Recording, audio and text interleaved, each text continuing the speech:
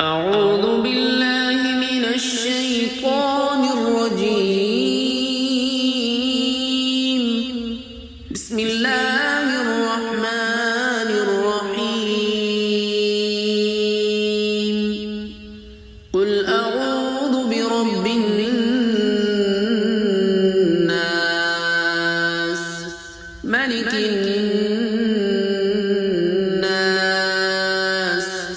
إله الناس من شر الوسواس الخناس الذي يوسوس في صدور الناس من الجنة والناس. صدق الله.